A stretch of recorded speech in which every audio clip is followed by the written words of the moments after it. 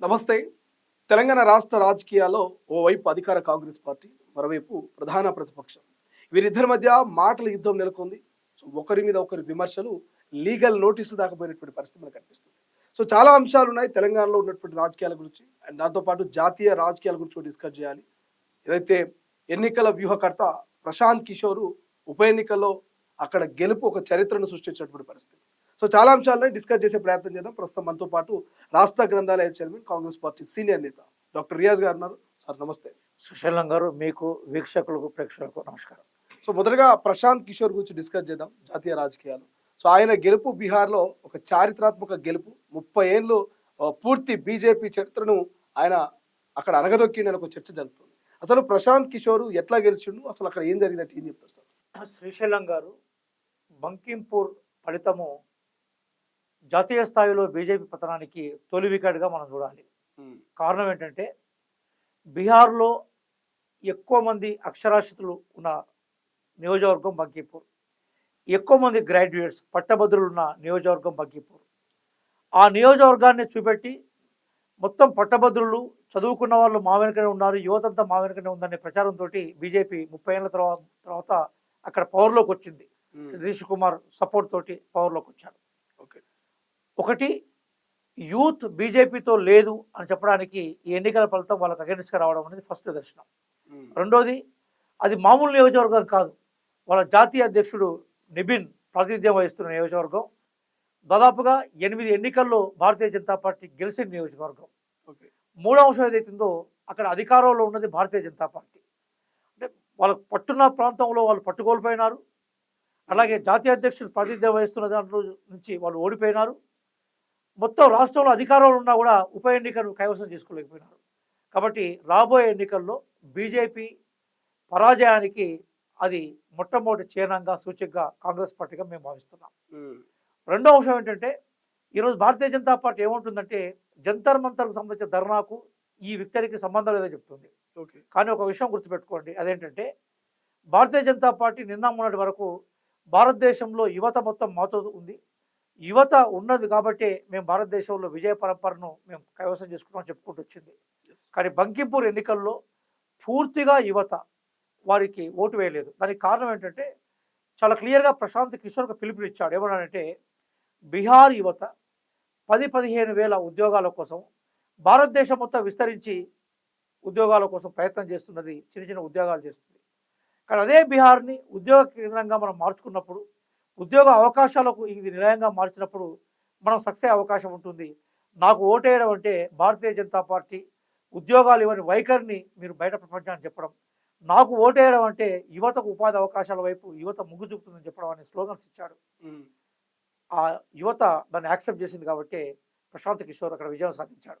Bharatiya Janata party ఏ అధికారంలో అంతకుముందు నితీష్ కుమార్తో కలిసి అధికారంలో ఉందో అది ఏమీ చేయలేదు, యువతకు ఏమీ అవకాశం లేదనే విషయం ఈ రిజల్ట్తో పటాపంచలైపోయింది. కాబట్టి మేమేమంటున్నామంటే, ఢిల్లీలో కాక్రోచ్ పార్టీ అనే పేరు మీద యువత ఆందోళన చేస్తే ఆందోళన సక్సెస్ అయింది కదా, విద్యామంత్రి రాజీనామా చేశాడు. కానీ ఆందోళన విరమించిన తర్వాత యువతను వేధించడం భారతీయ జనతా పార్టీ మొదలుపెట్టింది. స్వయంగా బీహార్లో AK-47 తోటి పాట్నాలో కాల్పులు జరిపారు కదా, కాల్పులు జరిపితే యువత గాయాల పాలైన విషయాలు కూడా మనకు ఉంది కదా. యాక్చువల్గా మనకి ఈ నియోజకవర్గాన్ని ఒకప్పుడు మనము వెస్ట్ పాట్నా అనే పేరుతో పిలిచాం. అంటే పాట్నాకి వెస్ట్ సైడ్ ఉండేది, అత్యధిక అక్షరాస్యులు, అత్యధిక గ్రాడ్యుయేట్స్ ఉన్న నియోజకవర్గం. అక్కడ ఓడిపోయినట్టు అర్థం ఏంటంటే, భారతీయ జనతా పార్టీ యువతకు దూరమైందన్న విషయాన్ని ప్రస్ఫుటంగా ఎన్నికల ఫలితాలు చెప్పాయి. ఇది పతనానికి తొలిమెట్టుగా మనం బీజేపీని చూడాలి. రైట్. అంటే అక్కడ మెజారిటీ కూడా బీజేపీది భారీగా తగ్గిపోయినటువంటి పరిస్థితి. అంటే ఎందుకు ఇంత వ్యతిరేకత? మరి ఉప ఎన్నికల్లో అక్కడ అధికారంలో ఉండి ఎందుకు బీజేపీ మూట కట్టుకుందంటే ఏం చెప్తారు? ఇప్పుడు మనం కొంతమందిని కొంతకాలం మూర్ఖులను చేయొచ్చు, కానీ అంతమందిని, అనేక మందిని ఎల్లకాలం మూర్ఖులను చేయలేము మనం. భారతీయ జనతా పార్టీ ఎప్పుడు ప్రజల సమస్యల మీద ఆందోళన చేసే సందర్భాలు లేవు, ప్రజల సమస్యలను పరిష్కారం చేసే సందర్భాలు లేవు. ఈరోజు బీహార్ ఒకప్పుడు అనేక గొప్ప గొప్ప విశ్వవిద్యాలయాలకు కేంద్రమైన బీహార్, బౌద్ధ ఆలోచనలకి నిలమైన బీహార్లో రకరకాల ప్రలోభాలతోటి బీహార్ని కైవసం చేసుకున్నారు వాళ్ళు. నితీష్ కుమార్ గ్రాడ్యువల్గా వీక్ చేసి నితీష్ కుమార్ని అక్కడి నుంచి పంపించేసి మొత్తం బీహార్ను కైవసం చేసుకున్నారు. అంటే ప్రాంతీయ పార్టీలను మింగే స్వభావం భారతీయ జనతా పార్టీకి ఉందన్న విషయం బీహార్ ఎగ్జాంపుల్ ఉంది. ఓకే. పవర్లోకి వచ్చిన తర్వాత 3 ఏళ్ళైనా 2 దగ్గర దగ్గర 1.5 ఇయర్ దాటిపోయింది. అయినా యువతకు సంబంధించిన యాస్పిరేషన్స్ వాళ్ళు ఎక్కడ ఫుల్‌ఫిల్ చేయలేదు. ఈరోజు ఏ రాష్ట్రానికి ఆ రాష్ట్రంలో బీహార్ యువత కనబడతా ఉంటుంది. బీహార్‌లో నిజంగా ఉపాధి అవకాశాలు ఉంటే వేరే రాష్ట్రాలకు పోవాల్సిన అవసరం వాళ్ళకు ఉండకపోయింది. హ్మ్. అట్లాగే బీహార్‌లో పేదరికం అట్లే మిగిలిపోయింది. ఒకప్పుడు లాలూ ప్రసాద్ యాదవ్ చేసిన రోడ్లే అక్కడ కనబడతా ఉన్నాయి. అప్పుడు వాళ్ళు పెట్టిన పాఠశాలలు అక్కడ కనబడతా ఉన్నాయి. కాబట్టి ఈ 2 ఇయర్స్‌లో ఏమైపోయిందంటే యువతలో వాస్తవాలను గుర్తింపే ఒక తపన స్టార్ట్ అయింది. అంటే హ్మ్. ఈరోజు బీహార్ వెనుకబడతానికి కారణము భారతీయ జనతా పార్టీ అనే విషయాన్ని వాళ్ళు నిర్ధారించుకున్నారు. దానికి ప్రశాంత్ కిషోర్ ఒక వేదికగా కనిపించాడు. ఓకే. ప్రశాంత్ కిషోర్ మొత్తం క్యాంపెయిన్ అంతా కూడా యూత్ చుట్టూ, ఎంప్లాయ్‌మెంట్ చుట్టూ, ఉపాధి అవకాశాల చుట్టూ తిరిగింది. దాన్ని ప్రజలు యాక్సెప్ట్ చేశారు. హ్మ్. ఇక్కడ అత్యధిక విద్యాధికులున్న వెస్ట్ పట్నాగా చూసే ఈ నియోజకవర్గంలో యువత రివోల్ట్ చేయడం వల్లనే భారతీయ జనతా పార్టీ ఓడిపోయింది. బహుశా ఈ ట్రెండ్ బీహార్ నుంచి స్టార్ట్ అయిన ఈ ట్రెండ్ దేశం మొత్తం విస్తరించి రాబోయే పార్లమెంట్ ఎలక్షన్స్‌లో భారతీయ జనతా పార్టీకి పూర్తిగా యువత వ్యతిరేకంగా ఉంటారన్న విషయాన్ని మనం చూడాలి. మీకు ఒక విషయం చెప్తా నేను. అదేంటంటే ఉద్యమాలు జరుగుతాయి. ఉద్యమాలను చిన్న చూపు చూసే పార్టీ ఏదైతుందో భారతీయ జనతా పార్టీ. ఉద్యమాలు జరుగుతున్నప్పుడు ఆ ఉద్యమ ఆకాంక్షల్ని, ఉద్యమానికి సంబంధించిన దాన్ని మనం గౌరవించాలి. వాటిని మనం అడ్రెస్ చేయాలి. కానీ యెస్. భారతీయ జనతా పార్టీ ఉద్యమం అయిపోగానే ఈరోజు అభిజిత్ దీప్‌ను ఏమని ఆరోపణ చేశారు? "నువ్వు ఏ స్కాలర్‌షిప్‌తో చదువుకున్నావో అది మాకు కావాలని" చెప్పారు. అవును. అభిజిత్ దీప్‌కి ఏమన్నాడు? ఘాటేశ్వరం అని చెప్పాడు. నన్ను ఏ స్కాలర్‌షిప్ మీద అక్కడ చదువుకున్నానని చెప్తాను. కానీ మోడీ గారు ఏ డిగ్రీతో పాస్ అయినారో డిగ్రీ వివరాలు మాకు ఇస్తారని క్వెషన్ చేశారు. యెస్. ఈరోజు అనేక మంది యువతను బయటకు వచ్చిన తర్వాత రకరకాల పోలీస్ కేసెస్‌లో ఇన్వాల్వ్ చేసే ప్రయత్నం చేశారు. ఉద్యమం చేశారు. ఉద్యమ లక్ష్యం నెరవేరింది. ధర్మేంద్ర ప్రధాన్ రాజీనామా చేశాడు. మరి అక్కడే ఏం చేయాలి? కానీ వేధింపు చర్యలు గనుక తీసుకుంటే న్యూటన్ సూత్రంలాగా హ్మ్. నిర్బంధం ప్రతిఘటన దారితీస్తున్న విషయాన్ని బీజేపీ గుర్తించలేకపోయింది. హ్మ్. కనీసం ఈ రిజల్ట్ తర్వాత అయినా కూడా ప్రజా ఉద్యమాన్ని గౌరవించే సంస్కృతిని భారతీయ జనతా పార్టీ అలవర్చుకోవాలని కాంగ్రెస్ పార్టీగా మేము హితవు చెప్తున్నాం. Right sir. ఒక అనలిస్ట్‌గా అడుగుతున్నాను మిమ్మల్ని. సో, పార్టీ నాయకుడిగా, ఒక గ్రంథాలయ చైర్మన్‌గా అడగట్లేదు. ప్రశాంత్ కిషోర్ అనే వ్యక్తి పార్టీని పెట్టి ఆయన ఒక ఉప ఎన్నికల్లో గెలుపు అనేది బీహార్ ఎన్నికల్ని ముఖ చిత్రాన్ని మార్చబోతుంది అనుకోవచ్చా? ఎందుకంటే ఆయన ఒక ఎన్నికల వ్యూహకర్తగా ఉన్నటువంటి వ్యక్తి. ఎన్నో రాష్ట్రాల్లో ఆయన ఎంతో మందిని గెలిపించిన వ్యక్తి. ఇవాళ ఆయనే ప్రత్యక్ష రాజకీయాల్లోకి దిగడం అంటే బీహార్ ముఖ చిత్రం మారబోతుందా? ఎందుకంటే ఒక తమిళనాడులో విజయ్‌నే గెలిపించి అక్కడ ఆయనకు అధికారాన్ని ఇచ్చినటువంటి పరిస్థితి మనం చూసినాం. సో, అట్లా బీహార్‌లో భవిష్యత్తులో ఎట్లా ఉండే అవకాశం ఉంది? శ్రీశైలం గారు మనం వేచి చూడాలి. హ్మ్. ఎందుకోసం అంటే ఆయన ఏర్పాటు చేసిన జన సురాజ్ పార్టీ యొక్క మొదటి విజయం ఇది. హ్మ్. అంటే ప్రశాంత్ కిషోర్ అనేక రాజకీయ పార్టీలను అనేక రాష్ట్రాల్లో గెలిపించుకున్నట్టుగా ఆయన ప్రకటించుకున్నాడు. హ్మ్. అనేక రాజకీయ పార్టీలు ఆయన సపోర్ట్ తీసుకున్నట్టుగా కూడా అంగీకరించాయి. కానీ అది తొలి విజయంగా మనం చూడాలి. హ్మ్. ఆ నేపథ్యంలోనే రేపు మరి భవిష్యత్తులో ఆయన అసెంబ్లీలోకి ఎంటర్ కాబోతున్నాడు. ఆయన ఉపన్యాసాలు ఏ రకంగా ఉంటాయి? ప్రజా సమస్యల మీద ఆయన ప్రతిధ్వని ఏ రకంగా ఉంటుందనేది వేచి చూడాలి. హ్మ్. అదే సందర్భంలో అక్కడ ఆర్జేడీని కూడా మనం తక్కువ అంచనా వేసే అవకాశం లేదు. ఎందుకోసం అంటే ఆర్జేడీ ఒక సామాజిక విప్లవానికి నాంది పలికింది బీహార్‌లో. యెస్. ఒక యాదవ్ కమ్యూనిటీ నాయకత్వంలో మిగతా బలహీన వర్గాలను తీసుకొని మైనారిటీల సపోర్ట్ తోటి చాలా కాలం పవర్‌లో ఉన్నారు. హ్మ్. రాబ్రీదేవి పరిపాలన టైంలో కూడా స్త్రీలకు విపరీత రక్షణ జరిగినట్టుగా చూస్తూ ఉంటాం. అట్లాగే తేజస్వి యాదవ్ కూడా బలమైన నాయకుడుగా అక్కడ ఎమర్జ్ అయి ఉన్నాడు. యెస్. కాబట్టి ఒక బలమైన ప్రతిపక్షాన్ని వెనుకకు నెట్టేసి అధికారంలో ఉన్న బీజేపీ, జేడీయూ కూటమిది. ఇది హ్మ్. కేవలం బీజేపీ పార్టీ కాదు. బీజేపీ, జేడీయూ కూటమిని వెనుకకు నెట్టి ఈరోజు ఒకటే సీటు సంపాదించిన ప్రశాంత్ కిషోర్ రేపు రాబోయే 3, 4 సంవత్సరాల్లో ఏ రకమైన ప్రభావం చూపుతాడనేది మనం వేచి చూడాలి. ఓకే. కానీ ప్రశాంత్ కిషోర్‌కు మాత్రం ఎంట్రీ దొరికింది. ఈరోజు ఆయన రాజకీయ వ్యూహకర్తగా భారతదేశ ప్రజలకు తెలుసు. ఈరోజు రాజకీయ నాయకుడిగా కొత్త అవతారంతో కనిపించబోతున్నాడు. సరే ఆయన బేసికల్‌గా వ్యూహకర్తగా సక్సెస్ అయినట్టుగానే మనకు కనబడతా ఉంది. అనేక యెస్. రాష్ట్రాల్లో అతని విజయాలు మనకు చూస్తున్నాం మనం. రాజకీయ నాయకుడిగా ఏ మేరకు నిలబడగలుగుతాడన్న విషయాన్ని మనం భవిష్యత్తులో చూడాలి. అతను గతంలో కాంగ్రెస్‌లో చేరే ప్రయత్నం కూడా చేశాడు. యెస్. కాంగ్రెస్ కూడా రిక్వెస్ట్ చేశాడు. హ్మ్. నాకు మీరు అవకాశం ఇస్తే నేను ఈ మేరకు నేను మీకు సహకరిస్తా అన్నాడు. కానీ అక్కడ లోకల్ నాయకుల యొక్క అభ్యంతరాల వల్ల పార్టీ అతను చేర్చుకోలేదు. కాబట్టి భవిష్యత్తు నిర్ణయిస్తుంది. ఏదైనా కూడా అతని యొక్క విజయము అది ఆ విజయం కూడా ఎస్పెషల్లీ డిబిన్ అంటే భారతీయ జనతా పార్టీ జాతీయ అధ్యక్షుడి నియోజకవర్గం నుంచి రావడం ఏదైతుందో అది చర్చా అంశంగా మనకు ఉంది. భవిష్యత్తు కోసం మనం వెయిట్ చేయాలి. రైట్. ఈ తెలంగాణ రాష్ట్ర రాజకీయ విషయాలకొస్తే సో, మాజీ మంత్రి BRS party working president KTR చాలా కామెంట్ చేస్తారు. పర్సనల్‌గా నన్ను కాంగ్రెస్ ఇబ్బంది పెడుతుంది. మేము కూడా పర్సనల్‌గా తీసుకుంటాము. ఏ ఫార్మ్ హౌస్‌లో ఏం జరుగుతుందో, ఎంత మేర డబ్బులు మరి హైడ్రా పేరుతో వసూలు చేస్తారో అన్నీ మేము అధికారంలోకి వచ్చినాక బయట పెడతామని నిన్న చిట్ చాట్‌లో మాట్లాడారు. ఎట్లా చూస్తారు కేటీఆర్ కామెంట్స్‌ని? శ్రీశైలం గారు అధికారానికి దూరంగా ఉండలేని ఒక ఆకాంక్ష, ఉమ్, అధికారంగా దూరంగా ఇమల్లేని ఒక మానసిక వ్యధ కేసీఆర్లో కనబడతా ఉన్నది. నిజానికి తెలంగాణ ఇచ్చింది కాంగ్రెస్ పార్టీ ఉమ్, 2014లో. మేము ఆంధ్రప్రదేశ్లో మా పార్టీని కోల్పోయినాం, మా అధికారాన్ని కోల్పోయినాం, పదవులను కోల్పోయినాం. అయినా తెలంగాణ కోసం త్యాగాలు చేశాం. 10 ఏళ్ళు ప్రజలు ప్రతిపక్షంలో కూర్చొని పెడితే మేము హోందాగా ప్రతిపక్షంలో ఉన్నాం. ప్రజలు ఆశీర్వదిస్తే అధికారంలోకి వచ్చాం. గెలుపు ఓటములు సహజంగా ఉంటాయి. కానీ ఈరోజు ఆయన ఒక మానసిక వ్యధతోటి, అశాంతితోటి, ఆవేదనతోటి, అధికార దాహంతో, ఒక రకంగా చెప్పాలంటే ఒక మానసిక రోగిలాగా ప్రవర్తన చేస్తూ ఉన్నాడు. ఉమ్, తట్టుకోలేకపోతున్నాడు. అంటే రేవంత్ రెడ్డి గారిని ముఖ్యమంత్రిగా పిలవడానికి తట్టుకోలేకపోతున్నాడు. కాంగ్రెస్ పార్టీ అధికారంలో ఉండాన్ని జీర్ణించుకోలేకపోతున్నాడు. కాబట్టి ఆయన విమర్శలు నిజంగా పస ఉంటే రాజకీయ పార్టీగా మేము తగు చర్యలు తీసుకుంటాం. మా పార్టీకి సంబంధించిన ఇష్యూస్లో మేము జాగ్రత్త పడతాం. ఉమ్, కానీ ఆవేదనతో, ఆక్రోషంతో, అజీర్ణంతో చేసే వ్యాఖ్యలు ఏవైతున్నాయో వాళ్ళు చూసి నవ్వుకోవడం తప్ప మరేం లేదు. చాలా క్లియర్గా కేటీఆర్ గారిని అడుగుతున్నాం. ఈరోజు మీరు రకరకాల ఆరోపణలు చేశారు. ఉమ్, మీరు ఏమంటున్నారంటే మీ కాంగ్రెస్లో ఏం జరుగుతుందో, కాంగ్రెస్ ప్రభుత్వం ఏం చేస్తుందో మేము బయట చెప్తా ఉంటున్నారు. రోజు చెప్తున్నారు కదా. మేము అధికారంలోకి వచ్చే తెల్లారి నుంచి చెప్పడం మొదలుపెట్టింది కదా. ఉమ్, ఏం ప్రజల్లో ఏమైనా సంచలనమైన విషయాలు ఏమైనా రుజువు చేసే ప్రయత్నం చేశారా? మీరు మాటలకే పరిమితం అయిపోయినారు. మీ మాటలు తంగేలు కూడా దాటలేదు. ఉమ్, మా మాటలు కోటలు నిర్మించాయి. ఆ కోటలు ఏవైతున్నాయో అవి వాస్తవ కోటలు నిర్మించాయి. ప్రజల ఆశలకు సంబంధించిన కోటల్ని, మేము ప్రజల ఆకాంక్షలను భద్రపరిచే ప్రయత్నం చేశాను. ఉమ్, కాబట్టి మాది చేతల ప్రభుత్వం, మీది మాటల ప్రభుత్వం. ఉమ్, కాబట్టి నువ్వు మీ ఆక్రోశం నుంచి మళ్ళీ అధికారంలోకి రావు. మిమ్మల్ని ప్రజలు ఆల్రెడీ శపించారు. మీ శాపం 4-5 ఏళ్ళు ఉంటుంది. మళ్ళీ ఎలక్షన్స్లో మీరేందో ప్రజలు తీర్పిస్తారు. ఉమ్, కాబట్టి కేవలం అధికారం దూరమైన ఆవేశంతో మీరు కామెంట్ చేస్తే ఆ కామెంట్స్ విలువలేవు. వాటిని ఊరికే అప్పుడప్పుడు మనం చాలా సీరియస్గా సినిమా చూస్తున్నప్పుడు, ఉమ్, సీరియస్గా డ్రామాలు చూస్తున్నప్పుడు అప్పుడు కొంత కమేడియన్స్ వచ్చి ఏదో గట్టిగా అరిచి వాళ్ళు వెళ్ళిపోతూ ఉంటారు. కాబట్టి ఆయన ప్రయాణం ఎక్కడికంటే మళ్ళీ ఆయన జన్వాడ ఫామ్ హౌస్కి తప్ప ఆయన వల్ల వచ్చేది లేదు, చేసేది లేదు. బీఆర్ఎస్ అధికారంలోకి వచ్చే అవకాశాలు లేవని కానీ కాంగ్రెస్ పార్టీ జాబ్ క్యాలెండర్ ఉన్నది. అది జాబ్ క్యాలెండర్ కాదు, జాబ్లెస్ క్యాలెండర్. ఖచ్చితంగా నిరుద్యోగుల పక్షాన రేపు అసెంబ్లీలో మేము మాట్లాడతాం, ఖచ్చితంగా నిలదీస్తాం అంటున్నారు. సిద్ధంగా ఉందా కాంగ్రెస్ పార్టీ? కాంగ్రెస్ పార్టీ గతంలో చర్చ చేసింది కాంగ్రెస్ పార్టీ కదా. ఉమ్, అసెంబ్లీలో నిరుద్యోగుల అంశాన్ని, నిరుద్యోగులకు బీఆర్ఎస్ చేసిన అన్యాయాన్ని ప్రకటించింది కాంగ్రెస్ పార్టీనే కదా. కాంగ్రెస్ పార్టీ చర్చ చేస్తేనే హరీష్ రావు గారు, కేటీఆర్ గారు అసెంబ్లీ నుంచి పారిపోయినారు కదా. ఉమ్, ఇక్కడ విషయం ఏంటంటే శ్రీశైలం గారు, ఉపాధి అవకాశాలకు సంబంధించిన విషయాల మీద 2 అభిప్రాయాలు ఉన్నాయి మాకు. ఒకటి, ఖాళీగా ఉండే ప్రతి ఉద్యోగాన్ని భర్తీ చేయాలని. ఓకే. వెరీ రీసెంట్గా తెలంగాణ ఆవిర్భావ దినం జూన్ 2న గౌరవ ముఖ్యమంత్రిగా పెరేడ్ గ్రౌండ్లో ప్రకటన చేశారు.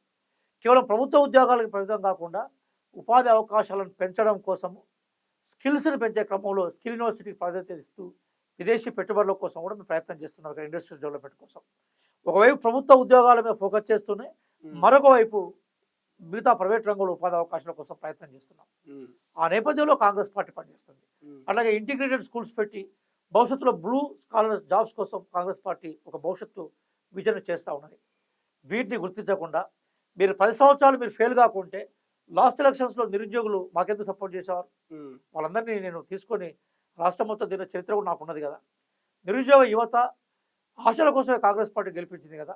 ఉమ్, కాబట్టి ఈ 2 సంవత్సరాల్లో మీ లీగల్ ఆర్డినెన్స్తో వేసిన నోటిఫికేషన్ క్లియర్ చేసాం, పాత నోటిఫికేషన్లన్నీ క్లియర్ చేసాం, కొత్త నోటిఫికేషన్లు బాటలు పడ్డాయి కదా.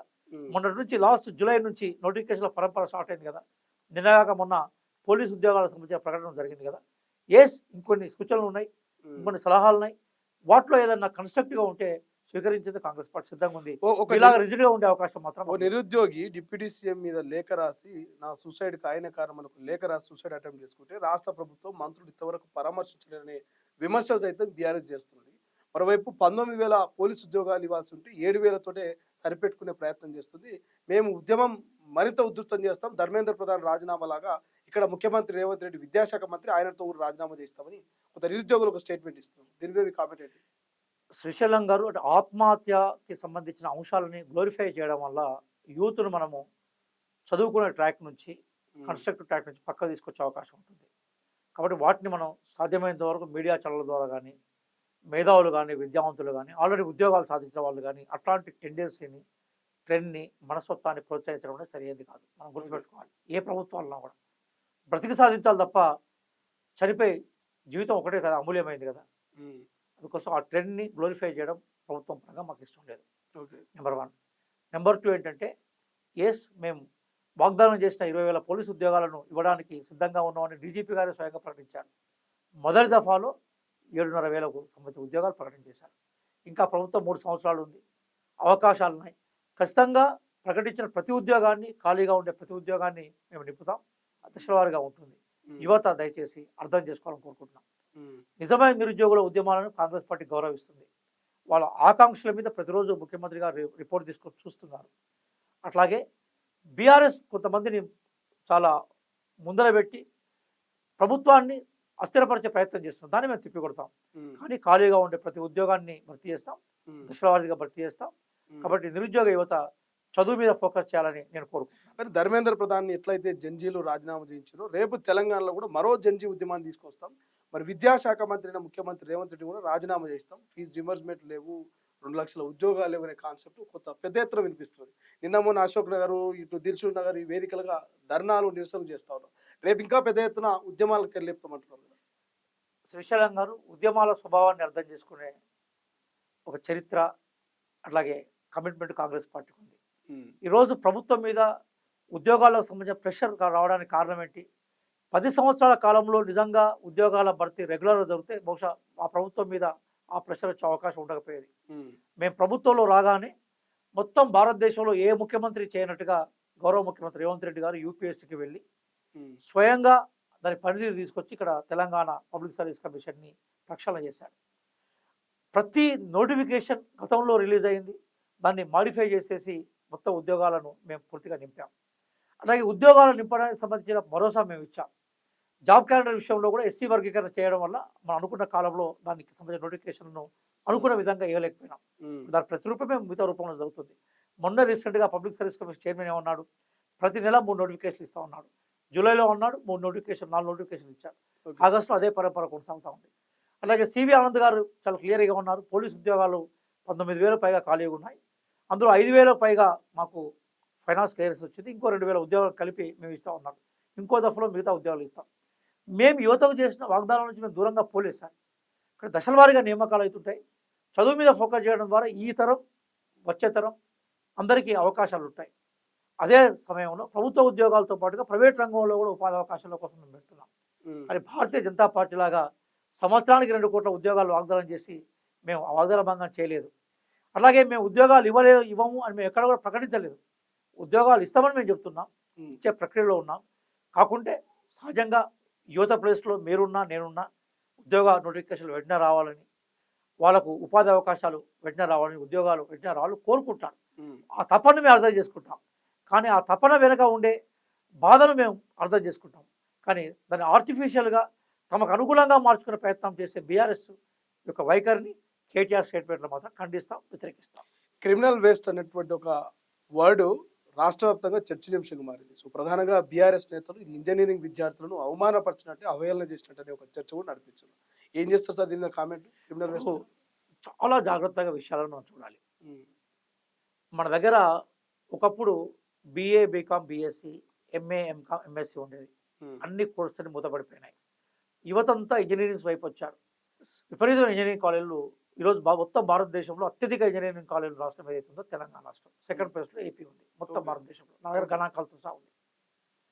ముఖ్యమంత్రి గారు ఏమన్నారంటే ఇంజనీరింగ్ కాలేజీల్లో సరైన ఫ్యాకల్టీ లేదు, కొత్త కోర్సులకు సంబంధించిన ప్రవేశం లేదు.